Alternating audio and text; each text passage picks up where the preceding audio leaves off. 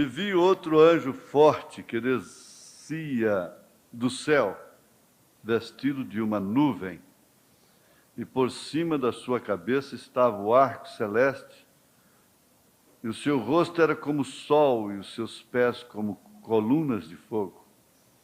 E tinha na sua mão um livrinho aberto, e pôs o seu pé direito sobre o mar, e o esquerdo sobre a terra. E clamou com grande voz, como quando brama o leão. E havendo clamado, os 7 trovões fizeram soar as suas vozes.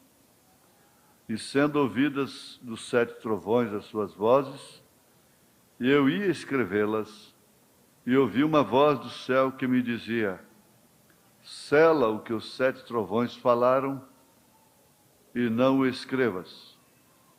E o anjo que havia estar sobre o mar e sobre a terra levantou a sua mão ao céu, e jurou por aquele que vive para todo sempre, o qual criou os céus e o que nele há, e a terra e o que nela há, e o mar e o que nele há, que não haveria mais demora. Mas nos dias da voz do 7º anjo, quando tocar a sua trombeta, se cumprirá o segredo de Deus, como anunciou os profetas, seus servos. E a voz do que eu do céu tinha ouvido, tornou a falar comigo e disse: vai, toma o livrinho aberto da mão do anjo que está em pé sobre o mar e sobre a terra. E fui ao anjo dizendo-lhe: dá-me o livrinho. E ele disse-me: toma-o e come-o, e ele fará amargo o teu ventre, mas na tua boca será doce como mel. E tomei o livrinho da mão do anjo e comi-o. E na minha boca era doce como mel. E havendo-o comido, o meu ventre ficou amargo. E ele disse-me: importa que profetizes outra vez a muitos povos e nações e línguas e reis. Voltamos a falar com o Senhor, pedindo que essa palavra lida esta manhã seja aproveitada minuto por minuto, segundo por segundo, por cada um de nós, e que não sejamos apenas ouvintes, que cada um deseje colocar a sua vida em ordem, porque como já ouvimos no rádio hoje, vai ser muito mais triste para aqueles que conhecem do que para os que não conhecem. Seria muito melhor dizer que nunca teve o Espírito Santo do que dizer que o tem e não ordenar a sua vida. Ajuda-nos, ó Pai, porque esta é uma hora muito tremenda, muito séria, que se não encararmos agora, vamos encarar mais tarde sem nenhuma chance. Queremos não estar num canto da parede, sem saída, mas encararmos a situação enquanto ela pode ser consertada. É isso que pedimos, isso só poderia ser no nome do Senhor. Amém. Amém. Sentar-vos. Eu quero ver, antes de tudo, no 4º selo. Vocês sabem que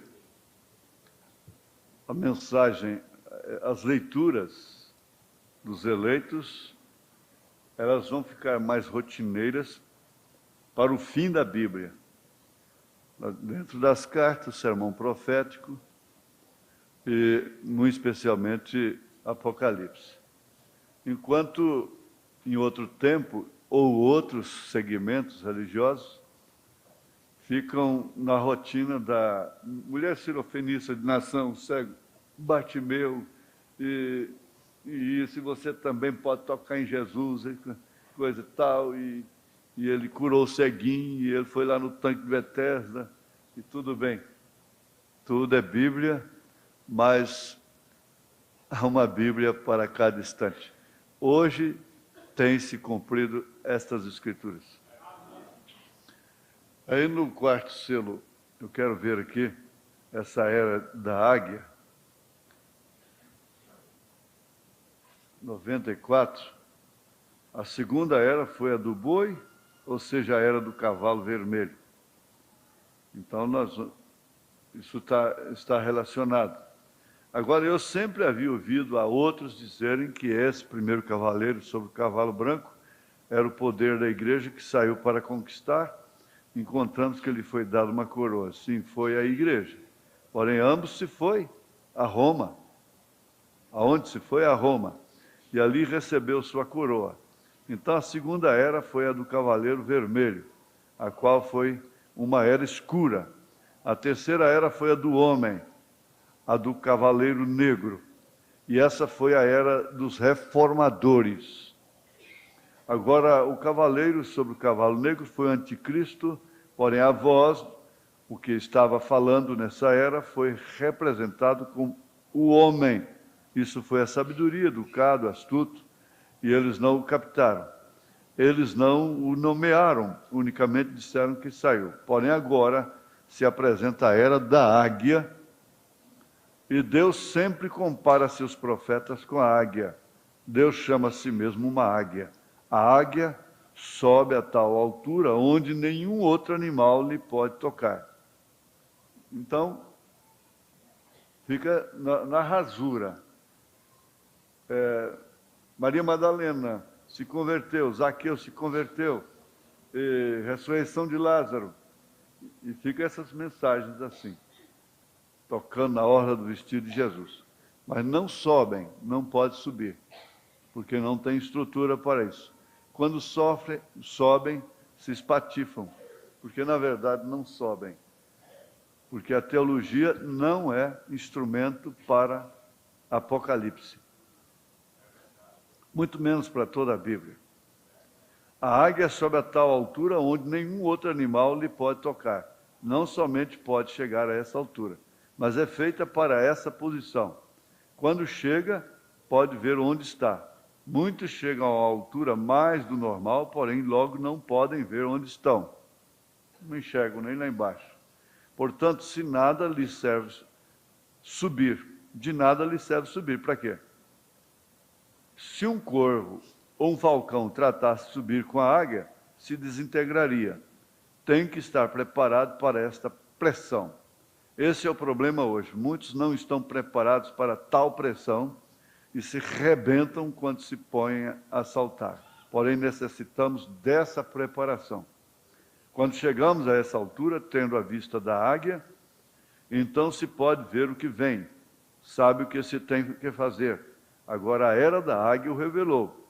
Essa era da águia foi prometida em Apocalipse 10, verso 7, que acabamos de ler. Malaquias 4, que estaria nos últimos dias, correto. Pois bem, é uma lição que nós já tomamos no início, logo de início, sobre os selos. Essa revelação dos selos leva a igreja a uma altura onde nenhuma das outras pode ir. Portanto, eu creio muito, porque o profeta creu, foi resposta dele sobre o ministério da noiva, através do quíntuplo de Efésios, Efésios capítulo 4. Uns para apóstolos, outros profetas, pastores, evangelistas. Creio nisso com todo o meu coração. Mas, sabendo de uma coisa, sem tonteria alguma, sem misticismo, sem ismo, sem interpretações especulativas e coisas assim, os eleitos, a igreja eleita, deixou para trás determinados sistemas que antes nutriram, sustentaram a ela própria. Então ele mostra que a águia vai ali, apanha paus, espinhos e coisa, e faz o ninho, depois pega ali os coelhos, mesmo cordeiros, né? E amaciam o ninho. É a questão da fase. E seus filhotes nascem ali, estão tudo bem, recebendo tudo no bico. Eles não têm que fazer nada senão abrir seus bicos e esperar que ela ponha ali na sua boca, né, vamos dizer, boca a boca, alimentar boca a boca. Mas esse tempo passa. Esse tempo passa e não vai ser mais como era antes. Não pense que o tempo das vacas gordas não passam, passam sim. Aí vem o tempo das vacas magras. O certo é que muitas pessoas não sabem aproveitar. E logo, o que ela faz?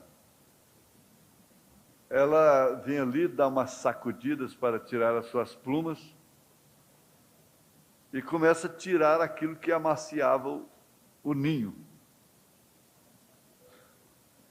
Porque, caso contrário, eles gostariam de ficar ali o tempo todo.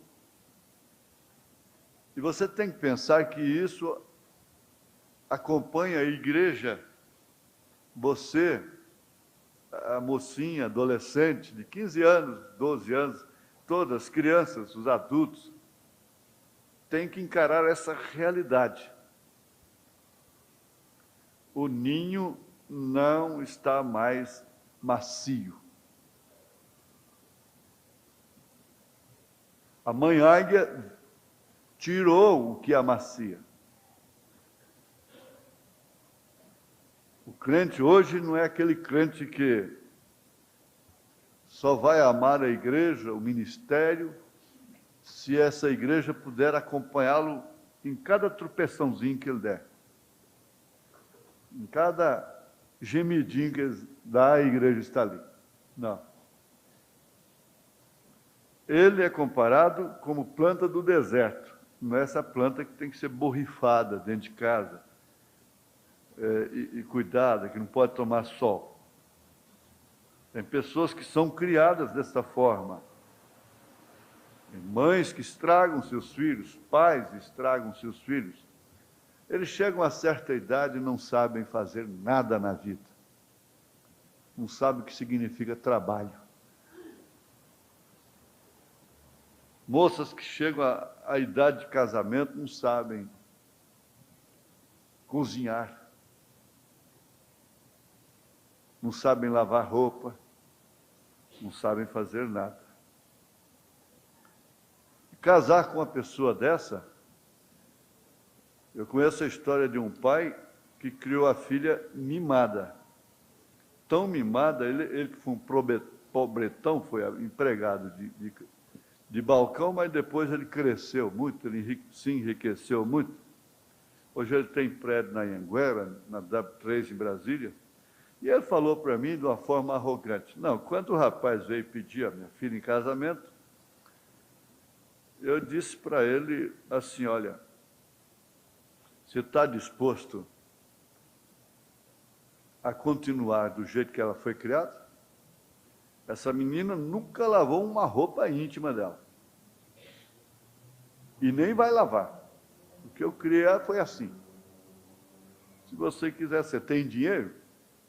Precisa ter dinheiro para manter uma múmia dessa dentro de casa. Só que ela não fica dentro de casa. Você sabe que elas não ficam em casa. Quando elas não têm serviço em casa, elas arrumam lá fora. A mulher que não tem serviço em casa, ela arranja lá fora. Logo ela arruma um serviço fora. Então, ele foi autêntico. Ele falou para mim, contando uma vantagem, que eu olhando para a cara dele assim, falei, espinho de galinha, não é? Arrogante, confiado no dinheiro. Ele disse, não, o rapaz era rico, podia, disse, não, eu quero ela assim mesmo. Pois é. Ela não põe pasta na escova de dente, hein? ela não leva nem o sabonete para o banheiro. Foi para isso que eu trabalhei. Eu era pobre, sofri demais e criei ela dessa forma. Pensei, mas que múmia, casar com uma múmia? É preciso ser uma múmia também, precisa ser muito frouxo. Você quando que é? Nós que somos, não sei nem se é da classe média para baixo, parece que é um pouquinho da média para baixo, não é? Casar com uma múmia dessa, o que vai dar? Eu advirto a vocês, novinhas, que se os seus pais não, principalmente a mãe, não incentiva, não instrui, procure por sua conta própria ser uma boa cozinheira. Não importa quanto o mundo se modernize, uma dos melhores predicados de uma mulher dentro do natural é cozinhar gostoso, cozinhar bem. É ser aseada, é lavar as vasilhas, é manter a casa limpa, em primeiro plano. Não importa o quanto isso soe antiquado. Deixa, faça o contrário. O tempo passa e depois, um dia, diz, bem que ele disse. Continue. Mas é isso.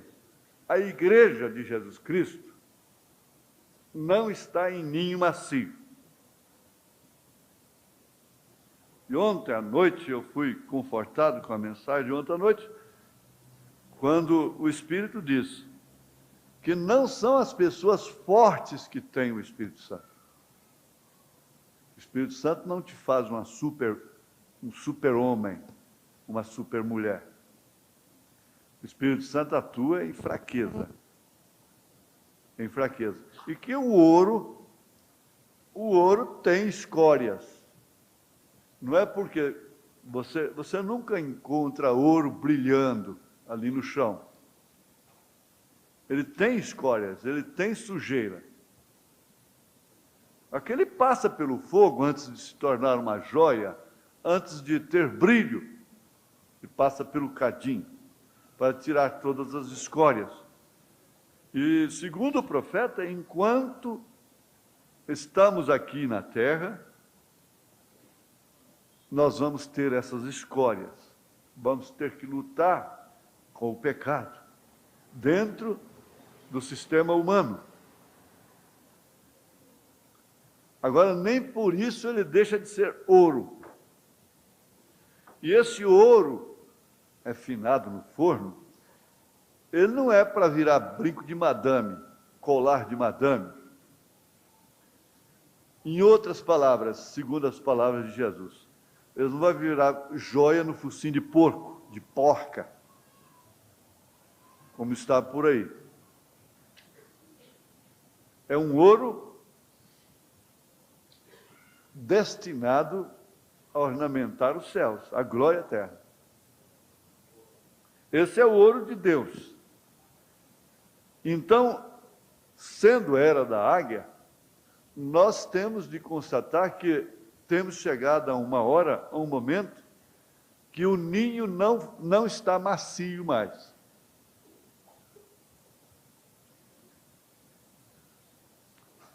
Um irmão, essa semana, depois de me ver assim um tanto tenso, por algum motivo, ele disse, por que tudo, porque ele me acompanha há muitos anos, por que tudo que é para o Senhor tem que ser difícil, tem que ser complicado, tem que ser dessa forma? E daí a pouco nós ligamos o rádio na Rádio Anguera, a resposta veio lá. Tudo é à custa de prova. Por que tudo tem que ser complicado? Por que tudo tem que ser dessa forma? Por que não pode dar certo as coisas, certo seguimento na sua vida? É tudo difícil, tudo dessa forma. A resposta veio, logo em seguida, pela própria mensagem. E aqui está.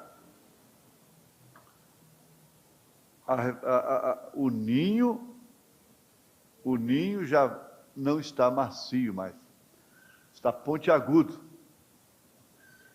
E o irmão Branham chegou a dizer assim, que se Deus responder as suas orações, assim que você terminar de orar, você nunca terá paciência. E a paciência é, sem dúvida alguma, um degrau muito importante na estatura do varão perfeito. E ninguém pense que esse corpo é formado, poderá ser formado sem essas virtudes. Essas virtudes são como o cálcio, o ferro, o cobre, o zinco e tudo que constitui o corpo humano. Parece que são 16 elementos, não é? Sem falar do líquido. São 16 elementos. Ali são 7 virtudes que compõem este corpo. Ninguém pense que esse corpo é formado, será formado, sem essas virtudes da estatura do varão perfeito. A essas alturas, você encontra duas mensagens extremamente necessárias, básicas para o arrebatamento, depois dos selos, que é o sinal e a mensagem, a estatura do varão perfeito, que poucos de nós se lembram de ler, de ouvir, e muito menos de praticar, às vezes. Então, segundo por segundo, minuto por minuto, bem aproveitado. Então, vamos ver aqui. Síntese. O ninho não está macio. Você tem que enfrentar a comunhão, a ceia. Olha, você nunca diga assim, eu não vou tomar da comunhão, porque eu não quero ser como alguns aí que tomam da comunhão e põem a reticência. Isso ofende a Deus. É um pretexto que não justifica, pelo contrário, condena. Condena. O irmão Branham disse, você fica menor do que o hipócrita. Quando aquele irmão falou isso para o irmão Branham. Um irmão de cor disse isso para o irmão Branham. Por que ele não ia para a ceia, não ia para a comunhão, não ia para a igreja? Ele disse, você fica menor do que eles. Você fica numa situação pior do que a deles, em outras palavras. Agora, se você pensar que você vai chegar na comunhão sem arranhões, sem cicatrizes, sem feridas, você vai continuar separado de Cristo. Porque se você não toma, você fica separado de Cristo. Se você toma indignamente, você toma para condenação. Mas ele disse, mas se você toma lutando, isso não te condena. Aí que está a grande diferença. Quando você diz, isso não faz mal, não tem importância, coisa e tal, então você está condenado. Agora, quando você diz, eu vou tomar da comunhão porque eu não dei por entregue, eu estou lutando. Eu vou tomar porque eu estou lutando. Isso não está certo, eu não quero isso, estou lutando, enfrentando o diabo todos os dias, cara a cara, por isso eu vou testificar que eu estou lutando. Ele diz isso na mensagem, possuindo todas as coisas, quase lá no final. Ele diz, se você se esforça, se você luta, é uma coisa. Agora, se você diz, não, a Bíblia não quis dizer isso, coisa e tal, então a sua situação é de condenação. Foi justamente ali que ele disse, se você não toma, você fica separado de Cristo. Se você toma dessa forma, não tem importância, como dizer, eu sou um esperto, eu consegui passar. Aí então você está tomando condenação. Mas se você toma lutando com tudo que você tem, Não é condenação. Você vai chegar à vitória. Agora, quando nós chegamos a dizer, como aquele irmão disse para o irmão Branham, então nós ficamos piores do que eles. E às vezes são pessoas que estão lutando também.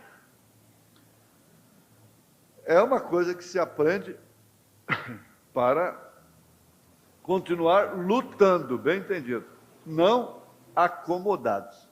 É outra coisa. E se você quer irritar o Espírito Santo, irar a Deus, faça isso porque foi o que eles fizeram lá no deserto. Exatamente o que eles fizeram lá no deserto. Isso é a maior conspiração, é a pior das conspirações, a murmuração. Por julgar a igreja por meia dúzia.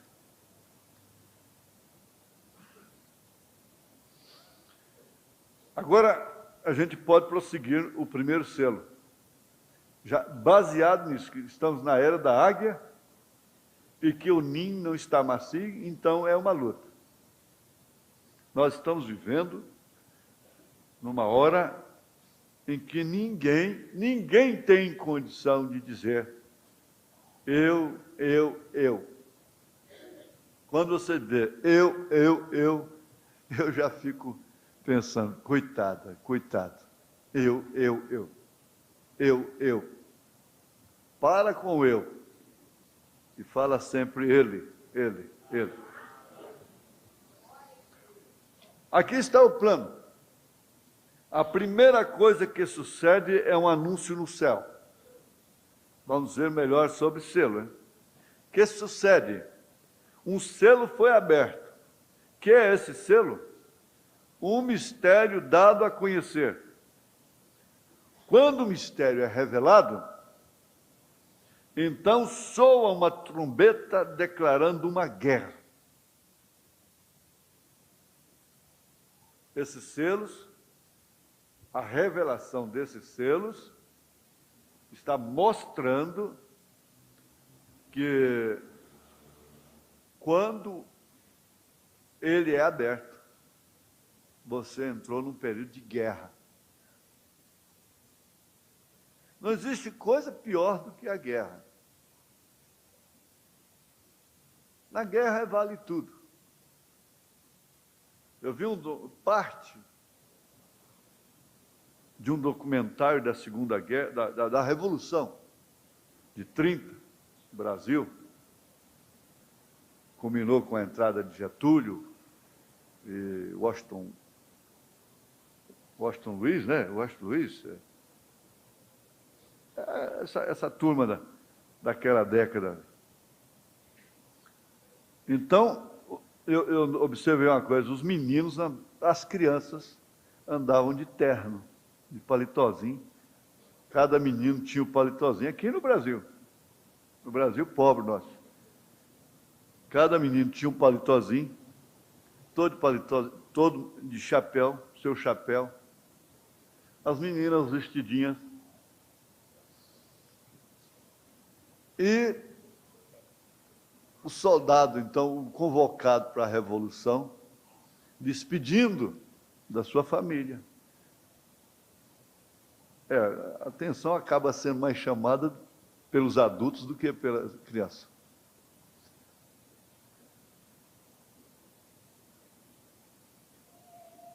Então, na despedida, eles despediam de uma forma assim, eu amo você, eu te amo muito, ele falando com a esposa. Ela diz, eu também te amo muito.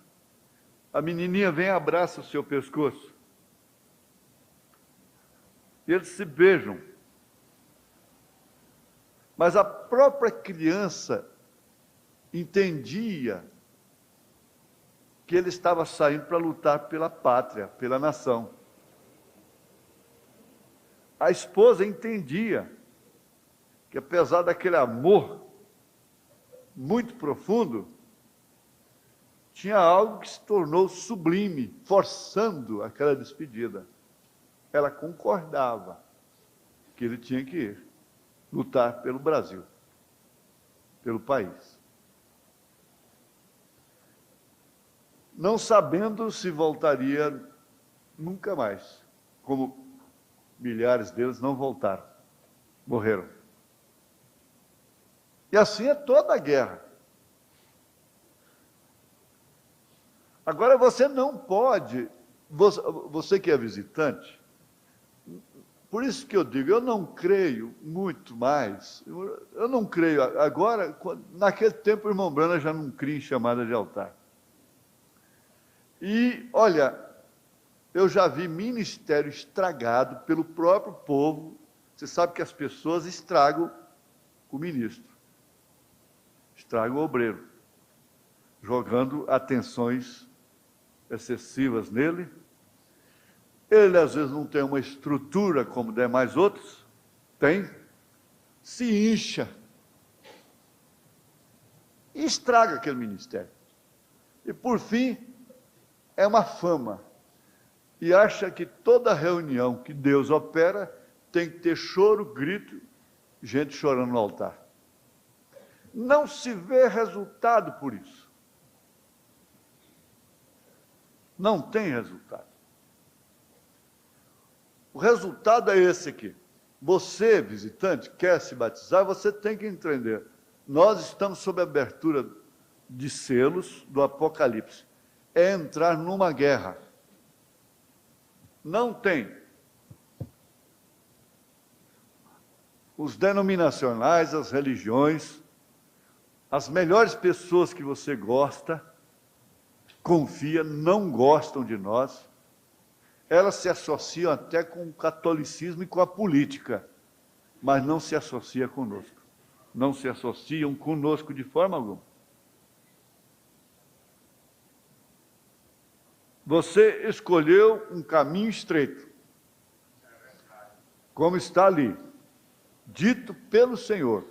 Aquilo ali não foi só para o profeta, é para mim, é para você. Porque tu tens escolhido esse caminho estreito, o caminho difícil. Tu tens andado pela tua própria escolha. Tu tens tomado a decisão precisa e correta. E é o meu caminho. Porque nestes momentos de decisões, uma vasta porção dos céus espera por ti.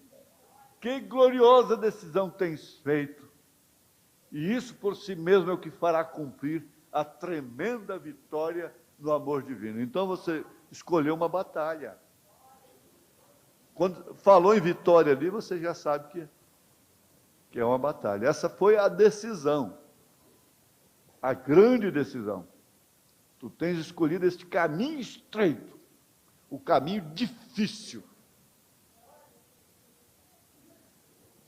Isso não combina perfeitamente com aquilo que Jesus disse. Estreita é a porta, espinhoso é o caminho que conduz à vida eterna. Larga é a porta, espaçoso é o caminho que conduz à perdição. Ainda hoje ouvimos no rádio que essa porta larga não é o budismo, não é muçulmanos, não é o caminho dos pagãos. Essa porta larga é o cristianismo, entre aspas, o cristianismo nominal, é a igreja. Essa é a porta larga, facilitando, abrindo o caminho para os céus, mas vai sair no inferno. Então esse rapazinho, essa mocinha, já tem essa consciência. Isso é que é o aproveitar segundo por segundo, minuto por minuto. O que você deve fazer é isso. Uma consciência de que você escolheu um caminho estreito, difícil.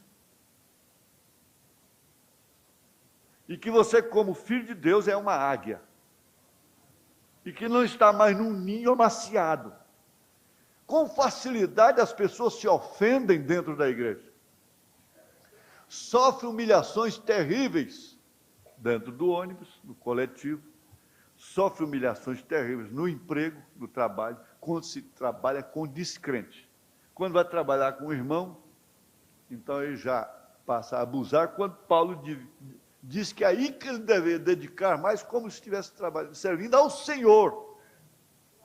Foi o que Paulo ensinou.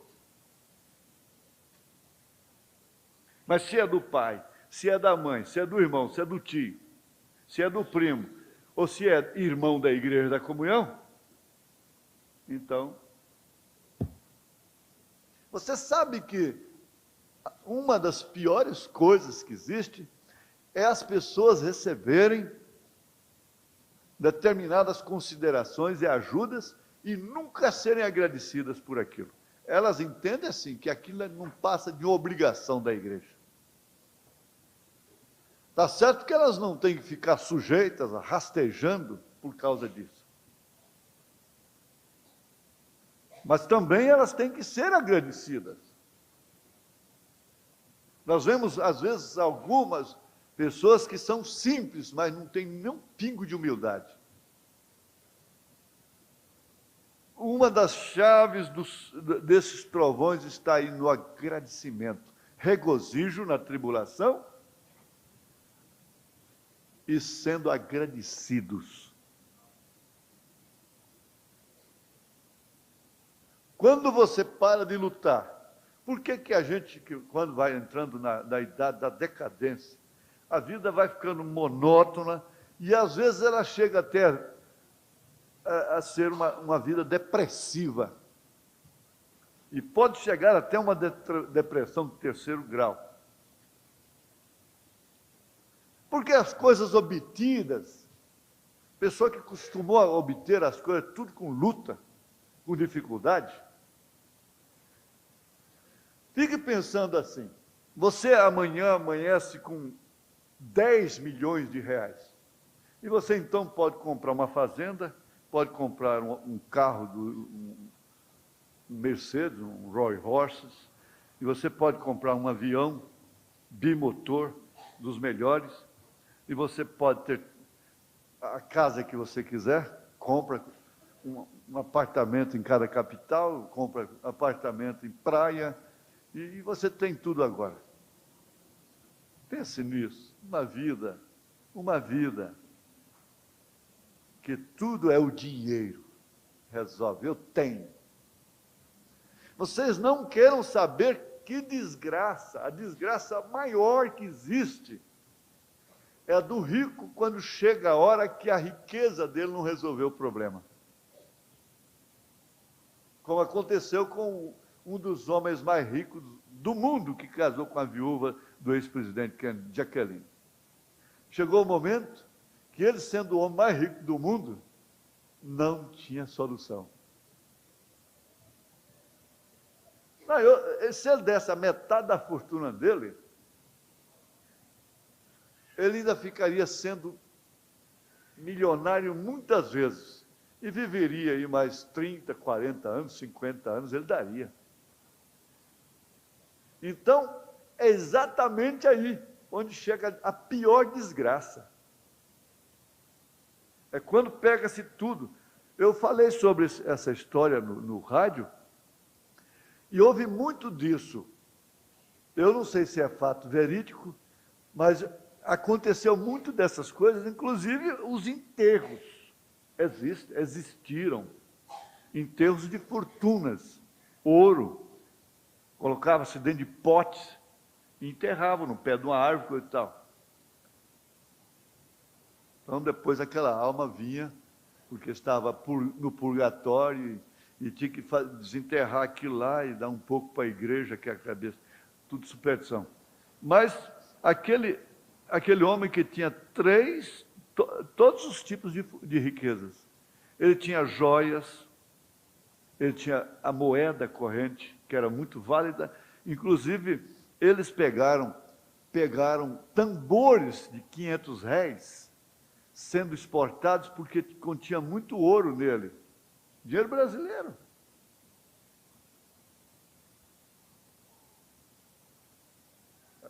R$500, uma prata de 500 réis, tinha ouro nele. Tinha a prata de 400 réis que escrevia na parede como lápis, era pura prata. Aliás, chamava-se prata. Me dá uma prata. Ele tinha todos os tipos de fortuna. Ele tinha terra, tinha joias das mais caras.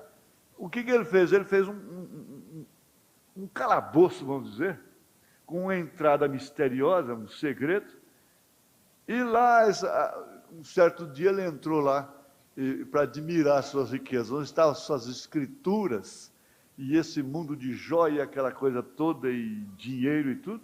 Depois a porta de segredo não abriu para ele sair. E ele ficou lá sozinho, não adiantava gritar. Sei que quando foram descobrir, ele estava fedendo, em estado de putrefação, com joia, agarrado em joias. O que resolveu aqui? Aí chega onde Paulo falou, lá em 1 Coríntios 15, isso não se trata de conformar com a pobreza, com a miséria. Salomão disse, eu não peço pobreza, não peço riqueza, que não me falte o pão de cada dia e com que me cobrir.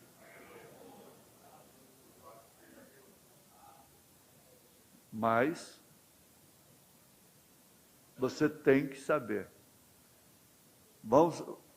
Você precisa conscientizar essa menina, conscientizar esse menino, porque a tendência hoje é assim, é sempre viver além de suas possibilidades, seu nível. Esse é um grande mal peculiar do brasileiro.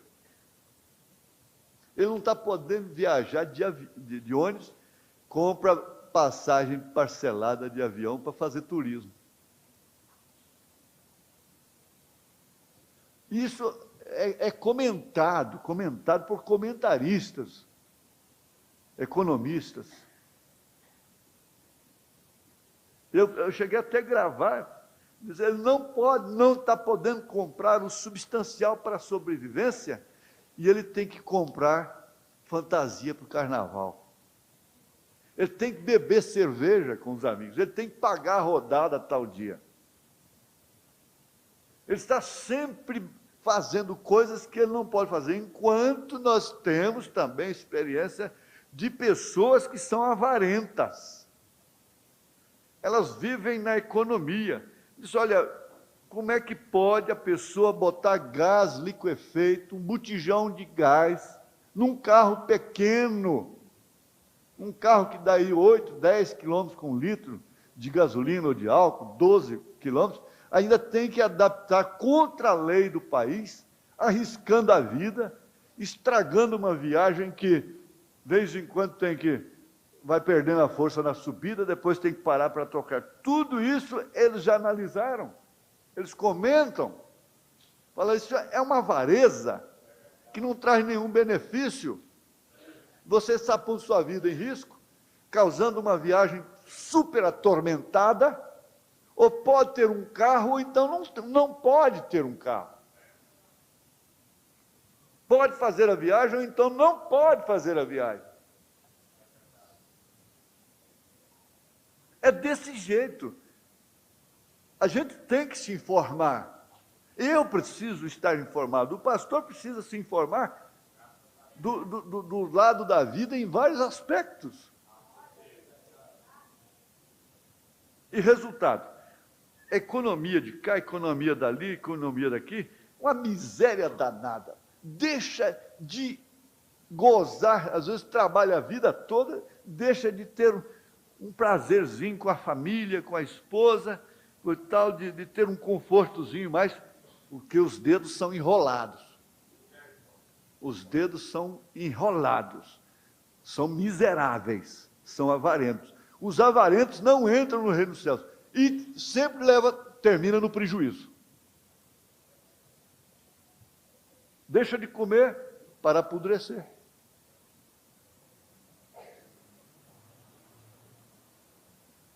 A gente dizia quando era pequeno, jogo fora, mas não te dou.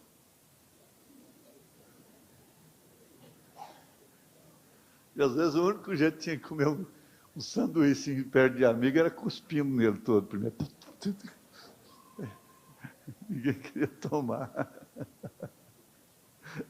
Você já pensou? Esse vai ser o jeito de comer uma pizza hoje, viu, Manito? Pega uma pizza da Califórnia, cospe nela tudo, mas para quem já viu trocando saliva, não tem importância, né? Oh, meu Deus. Mas não é a verdade, irmão? É uma verdade. Agora vocês sabem o que é desperdício? Sabem o que é uma economia racional, inteligente, prudente? Não misturam uma coisa com a outra. O cristão, ele é orientado em todos os detalhes. Agora, sabendo que nós estamos numa guerra. Um selo foi aberto. Que esse selo, o mistério é dado a conhecer quando o mistério é revelado, então soa a trombeta declarando uma guerra. Uma praga cai na terra e abre uma era da igreja. Aí agora vocês entendem perfeitamente. Veja só, muita gente às vezes pensa que as 7 eras não têm relação com o selo. A revelação das 7 eras é o fundamento para a revelação dos 7 selos. Uma praga cai na terra e se abre uma era da igreja. Agora, para que é a guerra? Para que é a guerra? O anjo da igreja capta o mistério de Deus ainda não revelado completamente, e quando capta, ele sai ante o povo depois que lhe é dado o mistério. E que faz? Ele começa a proclamar essa mensagem, e que sucede? Começa uma guerra espiritual. Você está em guerra com cada célula sua. Jesus disse: não cuideis que eu vim trazer paz sobre a terra. Eu vim trazer espada. Numa casa, 2 estarão contra 3, 3 contra 2, e o maior inimigo do homem é seu próprio familiar. Não quer dizer que eles estão rolando no chão lá, sangrando um outro. Os sentimentos ficam presos. E por sentimento, nós temos que sustentar a família e passamos a tolerar uma casa cheia de opróbrio, de pecado. Vamos ter aí o testemunho de Billy Paul.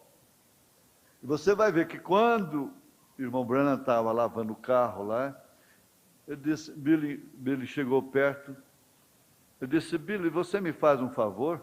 Billy pensou assim que era enxugar o carro, sei lá, outra coisa. Disse: pois não, papai, o que o senhor precisa?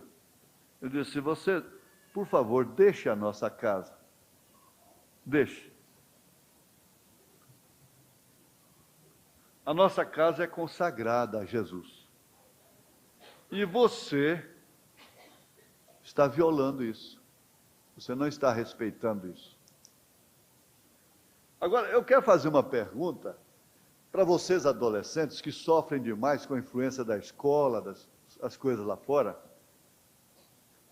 Vocês entendem, respeitam, acatam o voto que seus pais fizeram de consagrar a sua casa para Jesus? Pense nisso. Você não respeita o maior abrigo que você tem, a maior segurança que você tem com Jesus é sua casa, é seu pai, é sua mãe. Você não respeita. Ah, não, o ladrão saltou. Não, o primeiro ladrão lá foi você.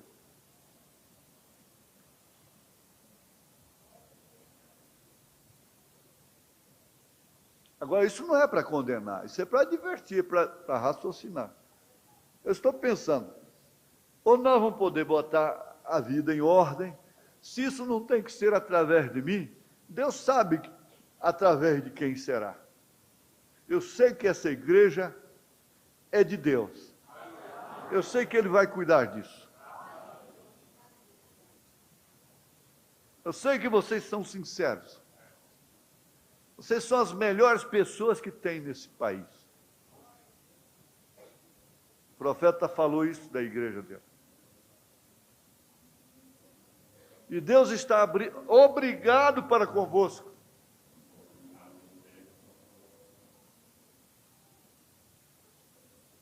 Isso é assim, diz o Senhor. Foi o irmão Branham diz isso.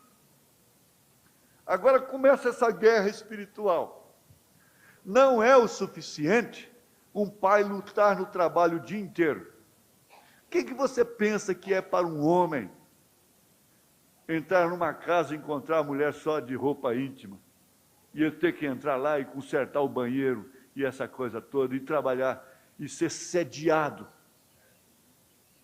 sem vergonhosamente. O que é trabalhar em empresas? Enfrentar o diabo, cara a cara, no ônibus, em tudo quanto é lugar. Chega em casa, é a pior guerra que tem, é em casa.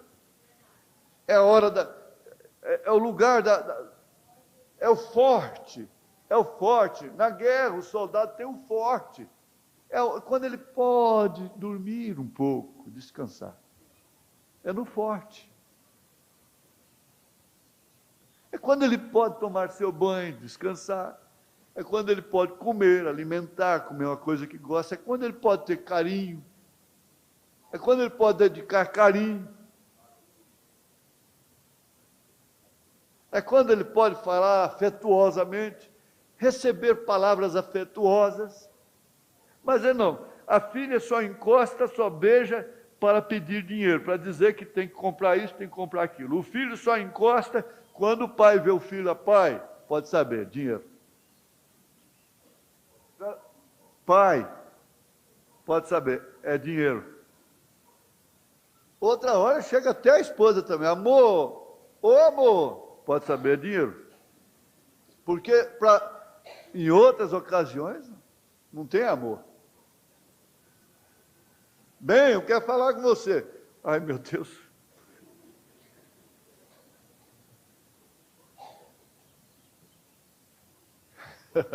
A irmã está achando boa.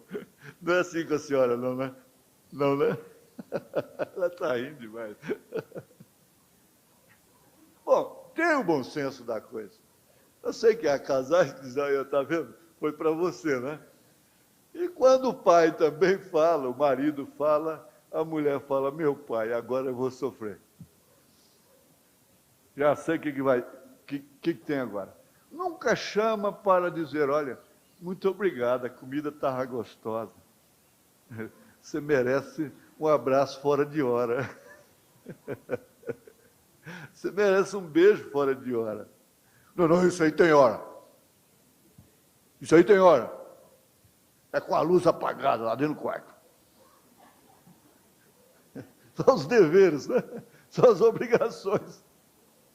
Meu Deus, misericórdia.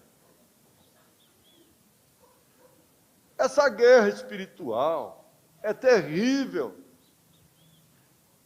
Ela está dizendo, não faça isso. Não faça isso. Sustente pelo menos esse princípio nosso. Não deixe a escola desgraçar a sua vida, não. Sustente pelo menos esse princípio, minha filha. É uma guerra espiritual. Agora, tudo isso, se posso colocar assim, Deus sabe em que sentido eu estou falando. O culpado é a abertura dos céus. Porque não existe essa batalha lá. O mundo não condena, o mundo religioso não condena aquilo que os selos condenam, aquilo que os selos mostram, revelam. O mundo religioso não condena, e não tem como, e nem porquê.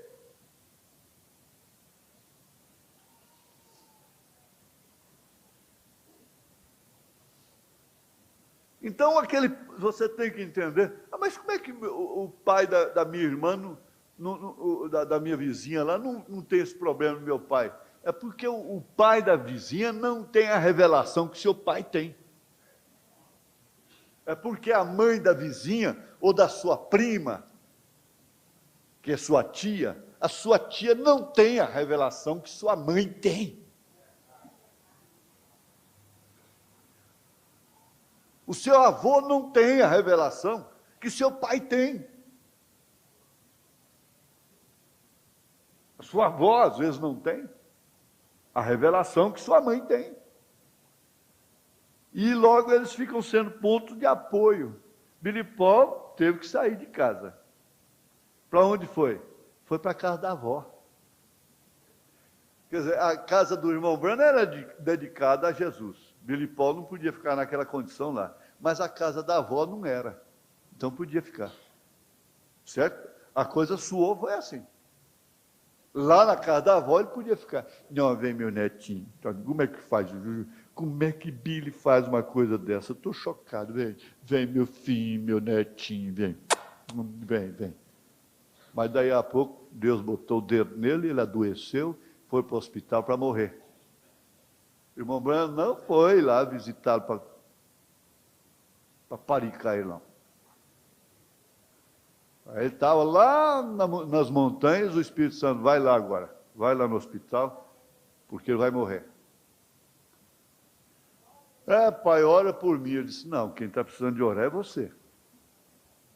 Eu posso orar com você, mas por você não. Aí ele orou, e naquela oração ele caiu em si, a coisa caiu no lugar, ordenou, foi ordenada. Aí o irmão Branham deu a palavra e recebeu alta na hora. É assim. Agora, se ele ficasse com ele dentro de casa, não tinha nenhuma palavra falada para ele. Depois não tinha nada para ele. Era roubar a força somente. Rouba a força, entra o espírito de adultério em casa, entra o espírito de separação, entra o espírito de tudo, e é só cobra dentro de casa.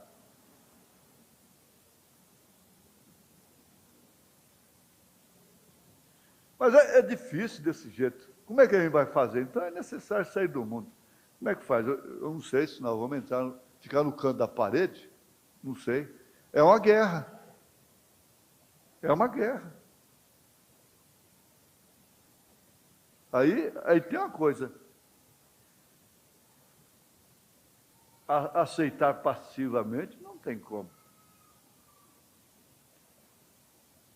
Então, ele começa a proclamar essa mensagem. O que sucede? Começa uma guerra espiritual. Isso não é só no sentido de um sistema denominacional, um sistema forte de igreja contra a igreja. Não é isso. Contra a noiva. Não se refere somente a essa guerra espiritual individual. E que Jesus disse que começa lá em casa. Agora, eu sei perfeitamente que o homem absoluto, tirano, ouve uma coisa dessa, ele passa a espancar mais a família. O legalista pega isso aqui e faz disso aqui um chicote de chumbo contra a família. Ele não reconhece que às vezes o próprio culpado é ele. Porque também Jesus disse que quando o valente é maniatado, amarrado, o ladrão saqueia a casa. É claro. Então ali está aquele homem valente, velando. Antigamente tinha um cabide na sala. E quando alguém chegava, o chapéu estava lá no cabide. Quer dizer, o homem está. Se o chapéu não estivesse, então ele não está aí, não tem negócio aqui, depois eu volto. Nem perguntava se o fulano está, abriu a porta, olhou no cabide, não tinha o chapéu do dono da casa. Se o fulano não está, então... Que hora eu posso voltar, querido? Tinha um chapéu. Esse chapéu existe até hoje. E não precisa de ser, isso não pode ser imposto, mas se esse homem é amarrado, como muitos já foram, e suas famílias violentadas, e ele assistindo ali amarrado, cumprindo exatamente o que a Bíblia diz. Agora, quando ele não é amarrado espiritualmente, que ele é um vencedor, a coisa não vai ficar boa para esse inimigo. Então Deus toma seu mensageiro juntamente com os eleitos dessa era e os põe a descansar. Passa a guerra, Deus vem, toma o mensageiro juntamente com os eleitos dessa era e os põe a descansar.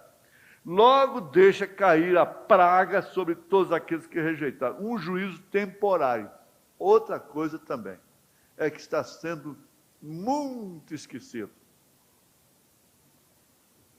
Eu fico acompanhando as coisas. O povo não vê o juízo que cai sobre o Brasil após cada carnaval. O povo não vê o juízo que cai, juízo temporário. E as pessoas fazem coisas e o juízo cai sobre ela e fala, não, isso aí todo mundo sofre, isso acontece. Isso aí envolve questão de revelação. E eles continuam, e eu estou cansado de ver o fim, de ignorar um juízo que caiu sobre determinadas pessoas. Estou cansado de ver. E quando aquele juízo temporário estava caindo, elas continuaram insensíveis, às vezes até se enquadrando ali. É porque eu estou numa luta mesmo, e o irmão Branham disse que é luta, e Jesus disse que é luta também. Um dos piores juízos, nós já vimos aqui, é a prosperidade. Em outros pontos, no sentido moral, suas famílias virem um bagaço. Não sabe, é porque está acontecendo com todo mundo. Tudo bem. Então, continua assim. Vamos ver o fim também. Vamos ver o fim. É outra falta de revelação. Quando o irmão Branham viu lá na Índia o terremoto, ele conta que os passarinhos saíram das brechas, o gado se reuniu lá no meio do campo. Ele, lá no salão de barbeiro, ele disse, isso é o dedo de Deus. Isso é o dedo de Deus. Então, lá no Velho Testamento, quando acontecia determinadas dificuldades, peso com Israel, então logo o profeta dizia, isso é por isso, por aquilo. Esdras disse, é porque vocês se casaram com mulheres estrangeiras. Devolvam estas mulheres. Veja, leia o livro de Esdras, Neemias, Esther começa, Esther vai indo, Esdras e Neemias. Veja ali a reconstrução do templo. E Esdras mesmo fez aquilo. Ele disse, vocês tomaram mulheres estrangeiras, e não vai pensar que Deus se esqueceu disso, não. Quando o profeta vinha, dizia, bom, isso aí é por causa disso. Agora, nós não temos tempo para ouvir a voz de Deus e dizer, olha, isso está acontecendo comigo, porque eu fiz isso, isso. O profeta, quando foi orar por aquele menino, ele disse, olha, Deus não me ouviu porque eu menti no telefone. Ele próprio julgou na hora. E assim por diante. Agora, eu sei que a coisa vai lá, o chicote romano, na ponta dele tinha uma chumbada. Uma chumbada que ele envolvia assim, e a chumbada vinha, chega, cortava. Essa mensagem é assim, ela vai lá no povo e volta com a chumbada nos rins de quem está pregando. É desse jeito. Porque é o homem ali. É o ofício falando aquilo, estudando aquilo. E o Espírito Santo ainda está ali justamente porque esse homem não torce isso. Ele pode falar? Então esse microfone aqui, ele está aí. Ele foi predestinado para isso. Ele podia estar aqui, narrando futebol, no estádio, ele podia estar num salão de rock nesta hora, mas ele foi predestinado para aqui. Agora, ele não faz diferença dos outros. O lugar que ele está é que faz a diferença. O que está sendo dito é que faz a diferença. Mas esse juízo temporário tem sido ignorado, não só por esta era. Eu sempre pensei no juízo temporário.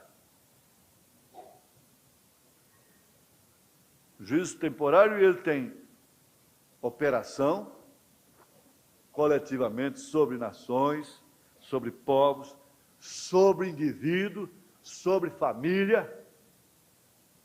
Eu vi um juízo sobre uma família que eu entrei na casa deles, lá era parente, que eu cheguei na casinha do fundo, lá na privada, pouca gente conhece esse termo, tinha uma Bíblia de pendurada lá servindo de papel higiênico. Eu não esqueço nunca disso. E o juízo que caiu sobre aquela família não é brincadeira.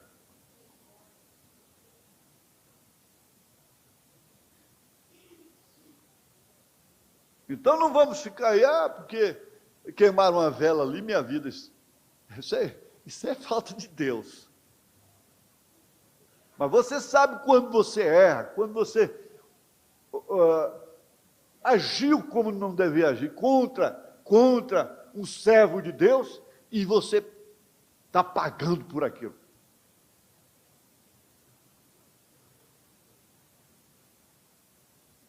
Não vai ficar pensando que não vem juízo. Vem sim. Depois disto, a coisa continua, e da obra daquele homem forma uma denominação, como fizeram com Wesley e os demais. Logo tudo chega a uma condição tão mesclada, e Deus manda outro ministério. Era para era. Agora está questão do juízo sobre as eras. E o que sucede? Deus os chama e começa a cair as pragas para destruí-los. A morte espiritual cai sobre a igreja. E o grupo que rejeitou fica sem esperança. E assim continua pelas demais eras, até o fim. Não vai haver outra era mais depois desta. Não pense em outro mensageiro, porque não vai ter. O que Deus tem de fazer é com essa mensagem aqui. É um plano magnífico até que chega o último anjo. E este não tem nenhum ministério em particular, mistério em particular, mas reúne tudo que se perdeu nas eras anteriores. Eu tenho sempre dito isso. Todas as verdades que não foram cabalmente reveladas. Vê você? À medida que vem a revelação, então ele revela essas coisas em seu dia. Apocalipse 10, de 1 a 4. Vamos ficar de pé. Nós compreendemos, ó Pai, que a Tua graça encaminha, sem reserva alguma, através de um caminho estreito e espinhoso, para a vida eterna. E nós sofremos esse impacto que causa a abertura dos selos, a revelação dos mesmos, muito embora gozando de um grande privilégio. Nós sofremos porque isso causa guerra. Por isso, nós somos discriminados, pelo que não lamentamos. Não lamentamos ser discriminados, ser odiados, por causa do nome do Senhor. Nós vamos voltar com a consciência de que entramos num caminho estreito, de que a águia-mãe tem tirado aquilo que amaciava os ninhos, e que nós vamos alçar esse grande voo. Isso não é uma sugestão. não é uma ilusão. Isto é uma realidade. Teria que haver uma realidade, um fato concreto, verdadeiro, nessa Babilônia. Teria que haver um Daniel ali dentro. O que era o fato, a realidade, a verdade. E nessa Babilônia presente, há um Daniel, há um Sadraque, há um Misaque, há um Abednego. Há uma verdade. E no que é verdadeiro estamos. Não somos dignos como pessoas, mas como almas, como espíritos, escolhidos desde antes da fundação do mundo. O Senhor nos agraciou com a mesma graça a qual Jacó representa, porquanto o Senhor aborreceu Esaú e amou a Jacó. É a soberania. Agora, Senhor, é tão simples, um povo tendo esse conhecimento, disposto a lutar com qualquer coisa como esse, alcançar cura, alcançar direção para pôr fim a um assunto, pôr fim a uma dor,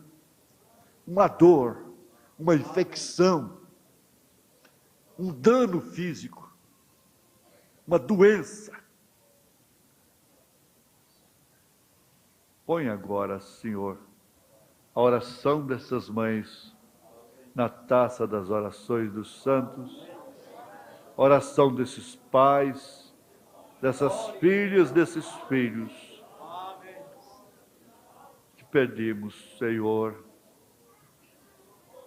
que elas voltem sobre os seus filhos, como voltou lá na casa da irmã Ratmuser. Nós cremos naquilo, como se fosse agora. Aleluias. Glorificado seja o nome do Senhor. A graça de Deus, as consolações do Espírito Santo vos acompanhe, abençoe o vosso almoço, os vossos passos. No nome do Verbo de Deus. Você é um pregador do Evangelho também, e você está aqui por uma boa causa. Você não está doente, você está em necessidade e você quer um avivamento pentecostal para começar em sua igreja. Todos nós queremos isso. Vamos todos ficar de pé por um avivamento pentecostal.